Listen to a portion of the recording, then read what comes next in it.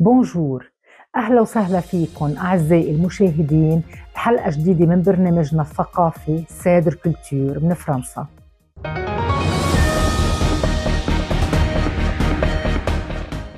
بونجور أهلا وسهلا بكم أعزائي المشاهدين ببرنامج سادر كولتور من فرنسا من مدينة روبي بهالأسبوع الثقافي والفني اللي كتير حلو. بتعرفوا دايما إنه سادر كولتور en collaboration avec l'association روبي ستريت متروبول عبر شاشة مريم تي في. حقدم لكم اليوم ضيفين فنانين بيعملوا معرض كتير حلو بمنطقة كتير سامبل وكتير حلوة. رح يعرفونا أكتر عن حالهم. حقدمهم باللغة الفرنسية مثل دايما ليفهموا علينا شو بدنا نحكي.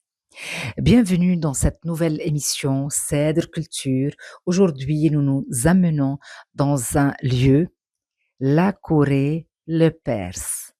Peut-être modeste par sa taille et son emplacement, mais immense par sa valeur artistique et culturelle. Contrairement à l'idée répandue selon laquelle l'art ne peut exister que dans de grandes galeries ou des espaces prestigieux. Ce petit espace artistique nous prouve que la créativité peut être partout, même au cœur d'un quartier simple et discret. Ce lieu est avant tout une rencontre entre l'art et les gens, une manière de parler que l'art appartient à tout le monde. Pour en parler, j'ai le plaisir d'accueillir aujourd'hui deux personnes engagées dans ce projet artistique. Madame Françoise Decoq, Monsieur Marc Dubrel, qui croient profondément en l'importance de rendre l'art accessible à tous. Bonjour Madame Decoq et Monsieur Dubrel, bienvenue Bonjour. parmi nous. Bonjour. À Mariam TV dans l'émission Cèdre Culture qui parle de tout ce qui concerne la culture en France, surtout au nord de la France. Bonjour, je vous donne le micro. Je vous laisse faire. Voilà. Si vous voulez vous présenter un peu plus. Alors, en ce qui me concerne, je suis forcément maintenant Je suis désolé. retraitée. Sinon, j'ai fait mes études à l'école des Beaux-Arts de Lille, donc pendant les 5 années, jusqu'à l'obtention du DNSEP, le diplôme qui conclut ces 5 années. Puis ensuite, je suis partie un an, j'ai une bourse pour la Casa Velasquez, en Espagne, à Madrid. Et puis, bon, j'ai ensuite enseigné pendant une 40aine d'années en tant que prof d'art plastique. Et ma spécialité, par contre, c'est la gravure. Donc, j'ai toujours continué à travailler ce médium. Et l'idée de présenter ce travail, notamment dans la maison de Marc, puisque c'est lui qui habite ici, l'objectif, c'était aussi par rapport, bon, l'art était un prétexte, en fait, pour amener les personnes à visiter la Corée, à découvrir, parce que même les gens du Nord, les personnes de Roubaix ne la connaissent pas forcément bien. Et donc, comme la ville de Roubaix a déjà depuis plusieurs années organisé quelque chose qui s'appelle la Nuit des Arts, et l'objectif de cette Nuit des Arts est de faire en sorte que les gens circulent, se baladent dans les rues, alors peut-être justement la nuit, le soir. D'ailleurs, on voit bien que sur l'affiche, les programmes, c'est un loup qui est représenté. Donc, pour casser un petit peu l'idée dangereuse des rues roubaisiennes, qui sont, de mon point de vue en tout cas, absolument pas dangereuses. Et voilà. Donc, la participation à la Nuit des Arts, et notamment dans la Corée, l'idée, c'est effectivement, c'est de faire connaître les lieux, de faire bouger les gens. Et on est toujours très agréablement surpris parce que les personnes qui viennent ici découvrent la maison de Marc, qui est effectivement charmante. Elle est restée un peu dans son jus, justement. Et à savoir que c'est une des plus anciennes, mais Marc, il en parlera de ce point de vue-là mieux que moi, une des plus anciennes maisons de Corée. Et surtout, à savoir, c'est que l'objectif, le triste objectif est de démolir ces Corées. Donc voilà, alors en dehors du patrimoine artistique, de l'histoire que ça peut représenter, il y a aussi le problème du logement qui touche particulièrement Marc. Voilà, alors pas simplement lui en tant que personne, mais en tant que personne engagée, en tant que militant, etc. Donc voilà, il y a toutes ces choses-là qui se mêlent, qui s'entremêlent. Et c'est vrai que si on revient à l'idée de la démarche artistique, c'est toujours intéressant de trouver un prétexte. Donc là, c'est l'art plastique, mais ça pourrait être la musique, ça pourrait être autre chose, la poésie, pour justement amener les personnes le plus possible à bouger et à découvrir. Donc voilà, pour essayer d'être La musique, oui, simple. là, je suis sûre parce que quand le téléphone a sonné, Oui. il a très bien choisi la musique. Je sais pas si c'était indienne ou c'est très sympa Non. aussi. Voilà, vous avez quand on est artiste, on a des bons goûts, surtout. Ça, je sais pas, hein, mais Monsieur voilà. Dubrel, Marc, si vous voulez vous présenter un peu plus. Je m'appelle Marc Dubrul. Autrement, je suis propriétaire de cette maison dans une courée qui est vraiment. Autrement, je suis retraité, infirmier retraité, et donc j'habite ici. Et dans cette courée qui est d'ailleurs un havre de paix dans la ville de Roubaix, qui fait partie aussi de la métropole de Lille, qui est quand même une agglomération assez grande, qui fait plus d'1 million d'habitants.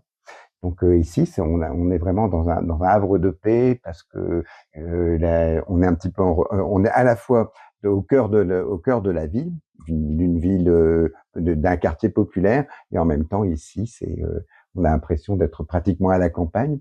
Donc j'ai la chance d'habiter ici. Et en plus, comme le disait Françoise, la cour Le Perse, c'est une ancienne, c'est une courée qui a été construite pendant le boom industriel de la ville de Roubaix, et donc ça fait partie du patrimoine ouvrier. Et en plus, donc c'est un quartier populaire. Et alors la raison de faire cette exposition, bien sûr, c'est pour faire la raison, c'est pour faire profiter d'en faire une exposition, de participer à la Nuit des Arts, et puis de faire en sorte que le plus grand nombre de personnes puissent, comme le disait Françoise, puissent profiter d'une exposition, de voir de beaux tableaux. Mais c'est aussi une façon aussi une raison sociale, quoi. C'est-à-dire que de défendre le droit. Motivé vraiment Ouais. à faire. En fait, là, il y a un projet de démolition, on appelle de rénovation urbaine, mais de démolition de tout un quartier populaire. Alors, il y a bien sûr les courées, mais il y a aussi d'autres immeubles, des immeubles qui sont, enfin, des cités, des grands immeubles qui vont être démolis.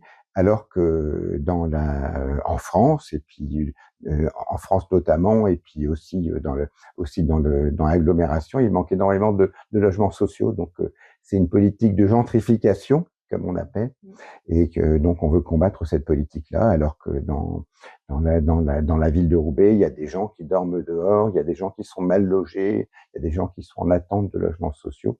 Et donc je me sens pas simplement concerné moi-même, qui suis menacé d'expropriation, mais aussi tous les gens qui dorment dehors, qui sont mal logés. Et donc c'est une situation qui est scandaleuse. Donc ça, finalement, il y a deux buts dans cette exposition, c'est de défendre le logement social, de lutter contre une politique qui va démolir des logements sociaux, et de démolir un quartier populaire, et aussi de faire profiter de montrer la valeur patrimoniale, artistique de ces courées. Monsieur Dubrel, d'où ça vient le côté humain que vous avez, et en plus le côté convivialité? Là, tout à l'heure, vous avez invité vite fait vos amis ou vos connaissances. Ils ne sont pas tous vos amis, mais c'est des connaissances, à boire le café autour des jolis tableaux. Cette convivialité, cette générosité et le côté humain, ça vient d'où? Je sais pas, je suis peut-être le dernier à le savoir, je ne vais pas faire de psychologie, mais enfin, en tout cas, je pense que c'est... Les journalistes, on remarque les petites choses. C'est vrai que moi, je me permets de le dire. Il ne s'est pas donné à tout le monde. Je suis la compagne de Marc. Voilà. Et je sais que ce qui m'avait frappé il y a longtemps quand j'ai croisé Marc, c'était justement cette empathie qu'il a. Voilà. Donc la manière d'ouvrir les bras, de sourire, et en même temps ce n'est pas que de la façade. C'est aussi ce que je trouve très important chez Marc, c'est quelqu'un qui a des convictions justement humanistes fortes. Ça se voit, c'est naturel. Voilà, Ça se voit. et qui est capable effectivement de donner, de partager. Comme là, il n'y a pas très longtemps, c'est une petite anecdote, mais tout le monde ne le fait pas. Suite à des rencontres de manif, d'ailleurs, il y a un jeune qui a demandé à Marc de l'aider parce qu'il y avait un autre de ses copains, un jeune garçon de 18 ans qui était à la rue, qui était certainement un peu dans la détresse, forcément. Et puis, Marc l'a reçu, on a ouvert le petit claque, il est revenu là, Marc lui a fait des pâtes, petit déjeuner le lendemain. Donc voilà, et je trouve que c'est des choses simples, mais tout le monde ne le fait pas. Moi, j'ai les larmes aux yeux faciles dans ce genre de Mais voilà, donc Marc, c'est quelqu'un qui est ouvert aux autres, qui aime aussi le quartier parce qu'il aime les gens. Même quelquefois, moi, je critiquais un petit peu, mais ça, c'est le côté anecdotique. Je sais que, par exemple, dans la rue, c'est surtout masculin, c'est tout ça. Mais, non, c'est plutôt, voilà. Mais Marc, il accepte aussi, enfin, c'est aussi quelqu'un qui a voyagé, donc ça compte aussi. Ça compte beaucoup. Donc, pas voyager avec les charters, etc., mais vraiment de manière humble et modeste, de ses propres moyens. Donc, je pense que ça permet de rencontrer aussi la vie, ça permet de côtoyer aussi la difficulté. Et tout ça, ça crée, je pense, ou ça augmente l'humanité de quelqu'un. Donc, c'est les qualités que, entre autres, j'apprécie chez Marc. C'est quelqu'un qui aime aussi la poésie, qui aime la musique. Donc, moi, en tant que personne qui revendique un petit peu l'art, c'est aussi un aspect très important. Parce qu'effectivement, c'est un moyen de communication, l'art, la musique, la poésie, le texte, enfin, tout ce qu'on veut, quoi. Donc, ça fait tout un ensemble. Voilà. Là, je voulais vous dire que j'ai de la chance de vous rencontrer aujourd'hui parce que Mariam TV, elle fait partie du groupe de Télé Lumière au Liban, qui appartient à l'église libanaise, et ils travaillent beaucoup sur ça, sur tout ce qui est humain, défendre comme vous dites, les personnages qui n'ont pas de maison, qui sont dans la rue, ou bien qui ont besoin des fois un petit morceau pour manger. Et je pense que tout est lié, même si c'est mon programme, il est culturel, parce que moi, je ne rentre pas dans les histoires ni politiques, ni religieuses. Mais je pense que tout est lié. L'humanité, elle est sans frontières. Quand on est humain, on pense qu'à l'humanité dans chaque pas. Et là, je suis sûre que mes collègues et le directeur de la télévision, il va être très content avec cette rencontre, parce que de rencontrer des personnages comme vous, c'est très rare.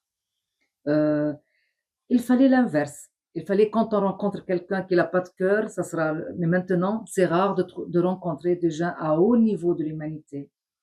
Je suis très fière. Je voulais parler que de l'art, de côté artistique, mais j'ai rencontré autre idée importante.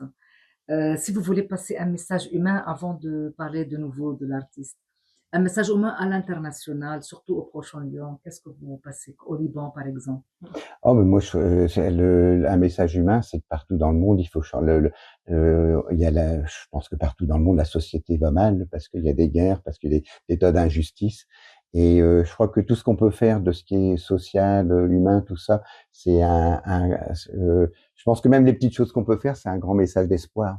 Et moi, je suis un petit peu gêné qu'on me jette des fleurs comme ça, mais en tout cas, moi, je pense que je suis heureux de vivre comme ça. J'essaye de faire, de militer pour changer la société.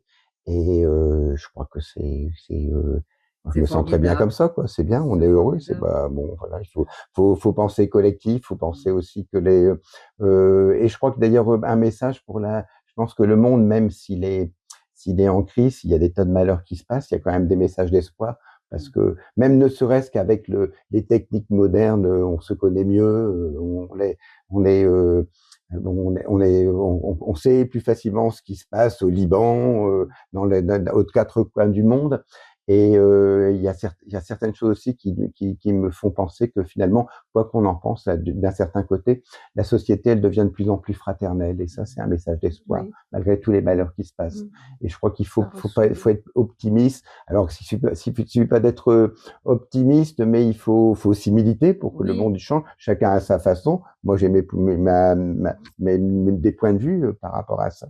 Mais je pense il faut être optimiste et militer pour que la société, elle change dans le monde, dans le bon sens, qu'il y ait moins d'inégalité sociale et de créer un monde meilleur. Et je crois que tout ça, c'est possible. Très, très, très bon message. Je voulais vous demander aussi, c'est quelle sorte, pour parler de l'art maintenant, sorte d'art qui vous plaît le plus et qui vous sentez que voilà, il est proche à votre personnalité, à votre travail. Bah, moi, j'aime bien tous les arts, mais moi, j'essaye de jouer depuis que je suis adolescent, j'essaye de jouer du piano. Je suis très besogneux par rapport à ça, mais j'aime bien la musique et puis j'aime bien pratiquer de la musique. J'ai essayé de jouer des tonnes d'instruments de musique, donc j'aime bien ça. Mais autrement, je suis attaché. Donc après, j'aime beaucoup la poésie aussi. Et c'était quand j'étais à l'école, j'étais très nul en tout. Et là où je pouvais un petit peu briller, c'était de réciter des poèmes. Donc voilà. Je voulais vous demander aussi, qu'est-ce que vous pensez quand vous regardez les très jolis tableaux de Madame Françoise de Coupe?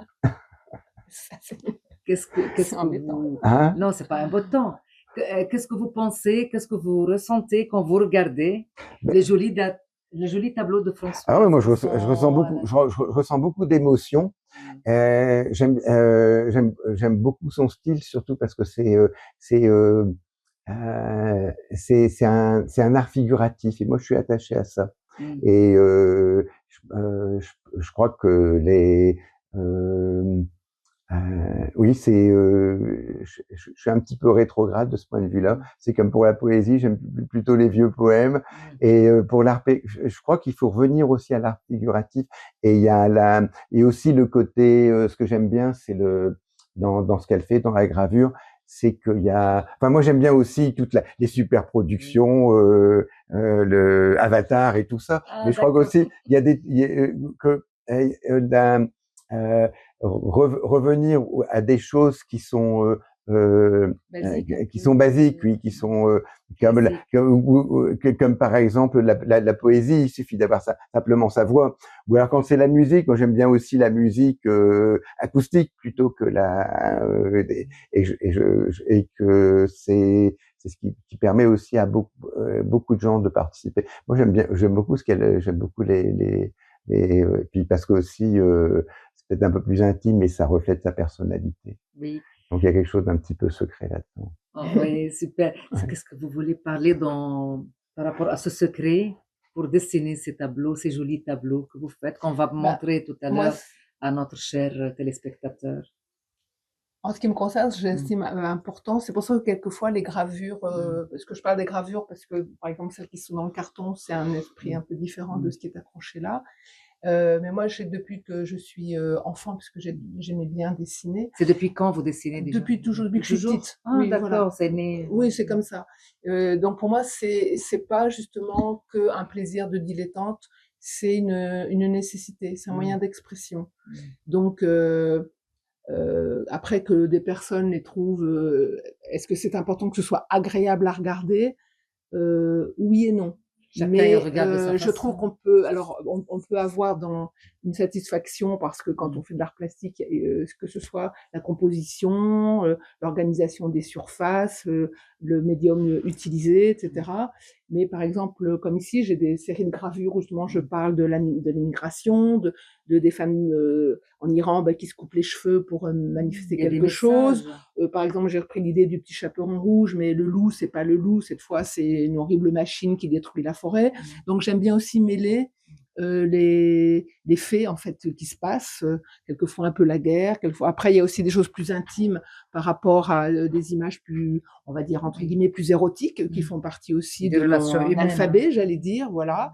Donc de l'intime avec toute aussi la difficulté du désir, de la relation à l'autre, voilà. Et puis aussi le côté un peu imaginaire, ou à travers même, comme ce qui est accroché là, des illustrations, puisque là, quelque part, elles sont adossées à un texte, puisqu'il s'agit de Garcia Lorca, mais en même temps d'avoir vraiment mon interprétation. Donc voilà, pour moi c'est important de pouvoir en même temps se faire plaisir, parce que quand on prend un crayon, un dessin, un burin ou autre, il y a toujours le côté artisanal de la chose, donc d'aimer. Moi j'aime bien justement, ça paraît peut-être bête, mais comme disait Marc, le bruit du burin qui rentre dans une plaque, de l'odeur de l'encre, toutes ces choses-là qui sont bien matérielles et bien concrètes, et en dehors de ce que ça peut bien représenter, quoi. Donc voilà. C'est pour ça j'aimerais bien savoir précisément c'est quelle sorte, vous parlez de l'encre, Ouais. vous dessinez aquarelle, acrylique,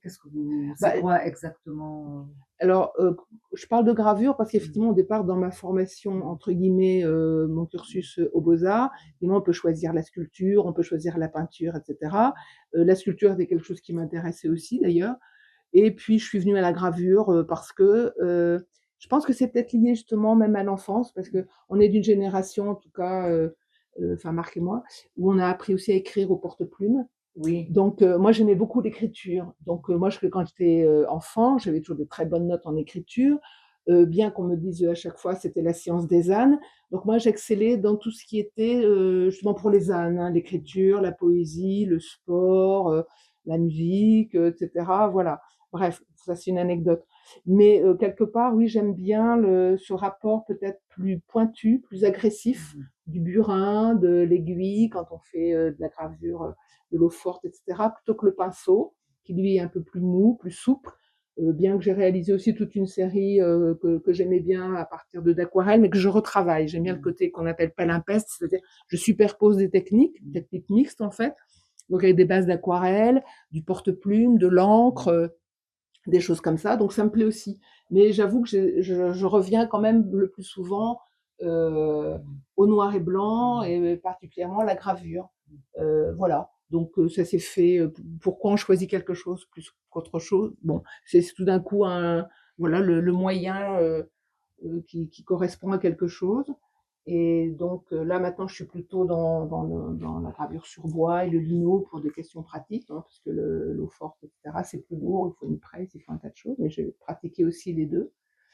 Et puis voilà, je fais le tour un petit peu rapidement, mais c'est vrai qu'après on peut toucher un petit peu à tout.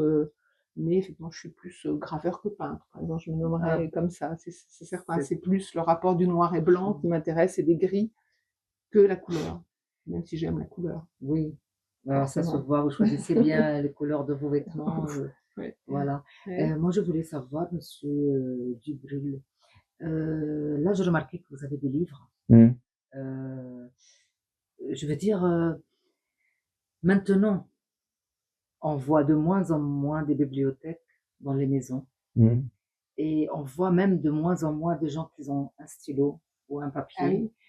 On voit tout sur le téléphone ou sur un écran. C'est vrai, ça facilite la tâche. Et si vous voulez parler de ça, quel conseil vous donnez? Oh ben moi je vois pas motiver les gens à lire encore dans les livres? Ah mais moi pourquoi lire? Oui, ça dépend. Oui, on peut lire dans les livres, mais on peut très bien lire aussi sur d'autres supports, hein, sur un support. Non, moi je pense qu'il y a un petit peu des préjugés sur les réseaux sociaux et tout ça, sur les gens qui ont leur nez sur l'ordinateur, sur leur téléphone. Ça dépend de ce qu'on fait aussi. Il y a des gens qui peuvent lire des œuvres classiques sur sur des tablettes, sur leur téléphone. Il y a des ce qu'on fait, ou bien il y a même de ce point de vue-là d'ailleurs, même pour l'actualité, il y a beaucoup plus de diversité.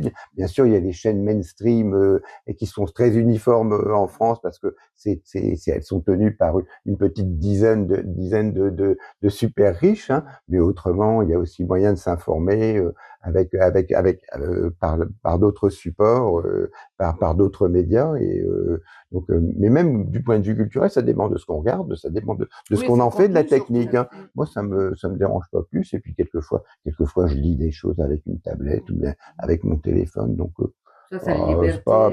Mais il y a au Moyen-Âge aussi, il y avait des gens qui se scandalisaient en disant oh là là là là, maintenant avec l'imprimerie, les gens ils vont plus savoir ça, donc faut vivre avec son temps, ça dépend de ce qu'on fait. Ça dépend de ce qu'on fait, ouais. La liberté aussi de chacun choisir. Ouais, même d'ailleurs.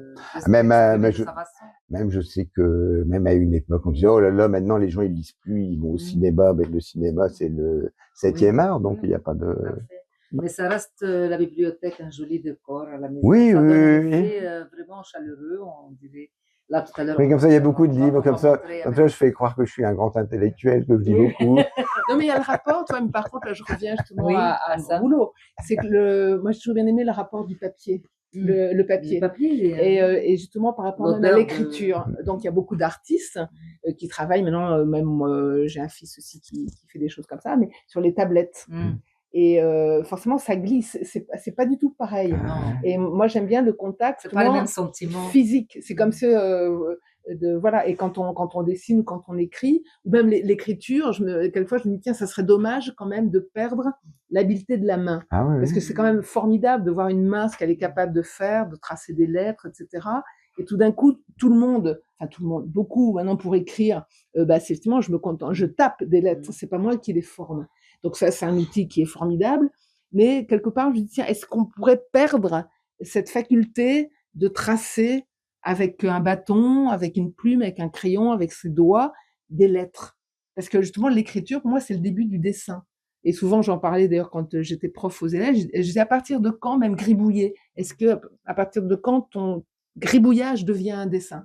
Et je m'amusais beaucoup avec ça, parce qu'au tableau, au départ, je gribouillais volontairement, je faisais n'importe quoi. Et puis tout d'un coup, je commençais, avec le gribouillage, à former quelque chose. Et je demandais aux élèves, à partir de quand je dessine? Quand est-ce que j'ai quitté cette notion péjorative de c'est un simple gribouillis? Et j'aime bien cette idée-là, de transformer, parce qu'avec un simple crayon, un simple bâton, tout d'un coup, on fait quelque chose qui devient fantastique. Et moi, j'adorais quand mes élèves disaient « Waouh !» Parce que tout d'un coup, avec simplement un crayon, on fait un truc. Vous avez des étudiants qui vous prennent comme exemple, ils essaient de faire comme ça. Je sais pas, parce que toujours dans le cadre, l'élève, il regarde. Disons que dans le côté scolaire, parce que moi, c'était surtout le collège. Moi, mon but, justement, c'était d'essayer un maximum de faire aimer les choses. Voilà. Donc, quand en début d'année, le premier contact que j'avais avec les élèves, je leur demandais, je dis, est-ce que vous aimez le dessin, les arts plastiques? Alors, il y en a beaucoup qui n'osaient pas lever le doigt. Puis après, ils disaient, oui, mais je suis pas douée. Je lui dis, ah non, je vous ai pas demandé si vous étiez douée. Vous aimez ou pas. Je vous ai demandé si vous aimiez. Et je leur dis, parce que moi, mon but, ceux qui aiment et qui savent faire, c'est acquis. Je veux dire, ça va être facile avec eux. Mais justement, ceux qui n'aiment pas et qui n'ont pas aimé parce que, ah, mais j'ai toujours eu des mauvaises notes. Il y a toujours ce truc-là. Je dis, moi, mon plaisir, ce sera de vous faire aimer. Vous qui vous trouvez mauvais, pas bon, etc., vous faire progresser. Même si c'est tout petit. Mais de déplacer l'idée de ton art plastique, ça sert à rien. Parce qu'après, il y a ça aussi, au niveau scolaire. De toute façon, ça sert à rien, j'en ferai quoi? Donc là, c'est un autre débat. On rentre dans autre chose, dans les notions de beau, pourquoi pas, même si ça paraît ringard. Mais je trouve cette approche-là aussi très importante. C'est pour ça que, d'une certaine manière, le fait d'avoir enseigné, c'était pas simplement une roue de secours, parce que je trouve très important de transmettre. Et moi, si je garde un petit peu la meilleure chose que je peux garder, je vais dire de fin de ma carrière, c'est justement des élèves qui m'auront dit qui auront gardé un bon souvenir, pas forcément de ce que je fais moi, parce que c'est pas le but d'un enseignant, mais de leur avoir fait aimer. Et je trouve que c'est ça qui importe, c'est voilà. Oui, super. Là, parce qu'il nous reste pas beaucoup de temps, mais j'aimerais bien savoir, c'est quoi votre nouveau projet? Est-ce que vous avez à l'avenir des projets comme vous avez fait aujourd'hui? Non, enfin, oui et non, parce que c'est vrai qu'il y a si, on a des au mois de mai, il y aura une prochaine en fait, là, Nuit des Arts. Oui. Et puis après, on fait partie aussi d'une association qui s'appelle Haut la Voix, où on lit des textes, on lit des poésies. Voilà, et donc, c'est bien parce qu'on fait quelque chose de collectif. Et là, et toujours dans le cadre justement pour défendre non seulement les courets, mais aussi pour défendre le droit au logement. Donc, et puis en même temps de faire un événement artistique, on pense aussi, on a déjà fait d'ailleurs dans cette courée, on a déjà fait des événements artistiques qui permettaient de faire venir des gens, de poser justement de montrer aussi ce qu'il y a de scandaleux dans le projet de démolition, et en même temps de faire des événements artistiques. On avait fait des représentations, on avait lu des textes, on avait récité des poèmes dans la courée, qui s'y prêtent très bien d'ailleurs, parce que comme c'est une impasse, ça fait amphithéâtre, il y a une très bonne acoustique. Donc, mais donc on a intention. Après, là, il faut qu'on en discute. On a intention de faire des choses comme ça. Les projets, c'est ça, c'est d'essayer de faire vivre un maximum. On va venir, on va voir. Et puis de mêler. Moi, on a envie de mêler les personnes, les gens. Et puis en même temps, c'est bien parce que ça fait venir les gens du quartier. C'est un côté aussi de convivialité. C'est Il ça, faut, oui. c'est important Oui, la c'est convivialité, ça que que je les gens veux dire. donner l'occasion. Quelquefois, d'ailleurs, les gens, on fait un petit spectacle c'est un petit peu quelquefois quand les gens ils vont au théâtre. Hein. Moi, c'est le prétexte d'aller au théâtre et puis après c'est de la buvette, tout ça, Oui, quoi. Et là, c'est un petit peu la même chose. Les gens, ils vont écouter, ils vont regarder, écouter un mais déjà, spectacle d'une heure et puis après, ça va leur permettre de discuter ensemble, de la sociabilité. Bah, ça favorise la rencontre. Là, Parce favoriser les que rencontres, oui, à d'ailleurs. l'époque où Ouais, les gens travaillaient, bah, c'était le travail ouais, qui les unissait ouais. et peut-être la solidarité dans la difficulté, parce Mhm. qu'à l'époque, il y Ouais. avait tout à des fait. gamins, enfin, des enfants, etc. Donc, je peux pas, gna, gna, gna. Mhm. Voilà. Donc là, ça l'est un petit peu moins, parce que c'est une question d'âge aussi, quoi. Mais voilà, c'est important d'à travers, justement, de pas, pour revenir à l'idée que vous émettiez au départ, de pas de sacraliser les choses Oui. que dans les musées, les concerts, les salles de spectacle, parce qu'effectivement, l'art, il est dans la rue, quoi, hein, tout Mhm. bêtement. Donc, même si on fait pas spécialement du street art, mais ça en fait Mm. partie. Mais voilà, de pouvoir profiter d'un lieu comme celui-là, Mhm. justement, qui est en même temps privé et en même temps public, de pouvoir se dire, ben, quelqu'un peut effectivement jouer un morceau de guitare, réciter quelque chose, Mhm. on peut montrer quelque chose, boire un pot, Mhm. faire des rencontres. Et je trouve que ça reprend l'idée de base de, de la sociabilité, en fait, à travers Tout à des fait. choses que l'on vit, qu'on partage et qui font plaisir. Très plaisir parce que déjà, il y a la rue où il y a le marché. Oui, Moi, par exemple, je suis rentrée, j'étais choquée positivement. J'ai ouais, pensé comme si je suis allée dans un autre pays. Ah oui, ouais, oui. c'est chouette Ah oui. ça. C'est très joli Ah parce oui, que on va montrer tout à l'heure aussi, on va filmer. C'est très joli, vraiment. Je savais plus si je suis arrivée en Espagne, au Portugal, ou dans un rue, ou en Mhm. Tunisie, ou en France, à la Côte ouais, d'Azur, dans les villages à Aise et tout ça. Vous Ouais. voyez, ouais. on est allé dans un autre endroit très joli, ça fait changer, ça fait du bien. Ouais. Ouais, Et en Roubaix, plus, il c'est est parce que magnifique, hein. Il ce y a qu'il y a des trucs. d'intéressant aussi dans cette Corée, c'est ouais, que finalement, chacun a son style. Ici, moi, c'est Oh, plutôt un style un peu vieux. Mais autrement, il y a un voisin du style qui est moderne, marocain, donc style marocain. c'est le style marocain. Oh, Après, il y a beaucoup aussi de voisins qui sont d'origine portugaise. Alors là, c'est encore un autre style très propre, ils très, sont tous ouais, conviviales, et hein. à chaque fois avec un cachet différent. Ah, c'est très Mhm. mais joli. cette Corée ici, elle a peut-être la particularité, c'est ce qui lui donne le côté plaisant. Bon, les maisons sont plus basses que d'autres, Oui, donc au niveau de la lumière, ça peut jouer. Ouais, ouais. Et peut-être que justement, parce que c'est aussi, je crois, hein, une majorité portugaise, et c'est vrai que les Portugais aiment bien c'est que comme ce soit chaleureux. bien peint, propre, la notion de Propre, hein, propreté. d'accord. Alors bon, la notion de propreté, elle est importante aussi dans le bien vivre. Oui, bien Donc c'est sûr. important que la courée, parce que quelquefois, il y a des courées ou des lieux qui peuvent Un peu servir plus. facilement, ça s'entasse, parce qu'effectivement, ben, il y a un problème avec les encombrants, donc il y a les matelas, Ouais. les trucs, les vieilles choses, et tout ça, bon, enfin, ça c'est mon point de vue, Non, c'est très pas joli. agréable. Donc là, comme ici, on évite quand même j'allais dire cet inconvénient-là, et puis qu'il y a quand même les plantes, la végétation, c'est quand même aussi un atout dans le côté agréable. Donc de garder cet aspect-là, quoi, ce qui donne, je trouve, de mon point de vue, le côté agréable de cette Corée-là. C'est Ouais, super. ouais. Votre dernier message avant de clôturer. En ce qui me concerne, Voilà. eh bien, par rapport justement à la ville de Roubaix, n'étant pas originaire de Roubaix, n'habitant pas Roubaix, j'aimerais simplement dire, pour tous ceux qui ont encore ces idées reçues que Roubaix, c'est sale, que Roubaix, c'est que plein de gens qu'on n'aime pas, sans les nommer, que c'est dangereux, que voilà, que ben non, c'est pas ça du tout, ce sont des idées reçues, et que moi, en tant que femme, justement, je me sens pas du tout mal à l'aise à Roubaix. Je me sens pas mal vue, mal observée, en danger, en quoi que ce soit. Pas du tout. Et en toute sincérité. Et je trouve agréable, même, bon, même les commerçants qui sont ici, quand on achète Oh, quelque chose, oui, sont ils très sont très gentils. sympathiques, très, voilà, donc important justement je trouve, de casser les a priori. Même Oui. si, comme dans toutes les villes, il y a des problèmes, j'allais Pas dire. seulement Mais ça, au pas monde entier. spécialement à Roubaix, Il y a quoi, je une veux mauvaise dire. idée. Voilà. Les gens pensent qu'au Liban, Voilà. c'est la guerre, on peut pas y aller. Voilà. Tout. Les hôtels, ils sont complets, les Ouais. touristes, ils sont partout. C'est un pays magnifique.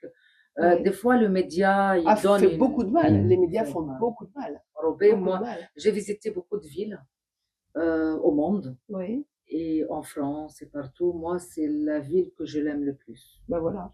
Vraiment, que je sais Ouais. que elle est incomparable. Mmh.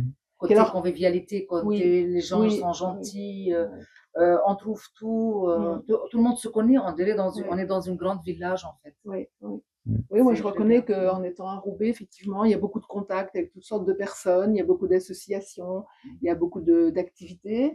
Et puis, en dehors de dire que, ah bah tiens, Roubaix, c'est la ville la plus pauvre, ou je sais pas trop quoi, il y a malgré tout toujours ces restes de l'architecture, qui sont aussi bien des fois des belles maisons bourgeoises, que comme ici, justement, le modeste, le passé industriel, qui sont, je trouve, extrêmement importants et extrêmement riches. Et c'est aussi pour ça qu'il faut éviter de. Il y a des personnes qui ont su préserver, hein, voilà, et tant mieux, parce que c'est assez fabuleux de voir toute cette époque-là encore à travers les murs qui sont encore debout, donc de ne pas tout raser, d'avoir toute cette culture. Et je pense que ce qui a. Peut-être que si on aime Roubaix, c'est parce que dans le passé, il y a eu justement énormément de gens qui sont venus, toujours dire, ah, il faut mettre les gens dehors, il faut mettre les gens. Ben non, il y a eu plein de Belges, de Portugais, de gens qui viennent des Algériens, voilà, et tout ça, ça fait un brassage. Il a bien fallu que les gens travaillent, vivent ensemble, et je pense que c'est important parce que ça a dû laisser quand même un ancrage quelque part, même si tout n'est pas parfait. Oui, bien Et je trouve que ça, c'est quand même une idée qu'il faudrait ne pas oublier par rapport à toutes les idées qui, de mon point de vue, sont très mauvais par rapport à ce racisme, à ce rejet de l'autre, de ce rejet du musulman, de notion d'envahir, ils vont nous envahir, bah, enfin tout ça, enfin c'est nul, quoi. Donc voilà, pour que tous les gens qui ont encore dans la tête ce genre d'idée, ben non, Roubaix, c'est pas ça. Bah, très bon message, Voilà. merci beaucoup. Monsieur Marc Deboul, vous voulez dire encore un dernier message? Ah, moi, je voudrais dire un grand bonjour à tous nos amis pas de l'autre bout du monde, parce Ah que c'est oui. pas si loin que ça, tous nos amis libanais. Ah, c'est Et, gentil. Ah oui, donc, c'est vrai. et si vous Bien avez sûr. la possibilité de venir à Roubaix, vous serez bien Ouais. reçus. Et puis, alors, voilà. Et puis, voilà. On a une pensée chaleureuse pour toutes les Libanaises et tous les Libanais. Ah, Voilà, c'est tout à gentil, fait. merci beaucoup, c'est très touchant. Ouais. Voilà, merci beaucoup. Moi, ça m'a fait très plaisir de vous rencontrer aujourd'hui, de voir ce très joli endroit convivial, magnifique, artistique, qu'on va le voir tout à l'heure encore plus. Merci beaucoup. Merci à nos invités pour leur engagement et leur vision. Merci à vous, chers téléspectateurs.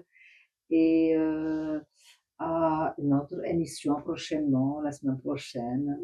شكرا جزيلا أعزائي المشاهدين ببرنامج سادر كولتور من فرنسا من مدينة روبي هالمرة.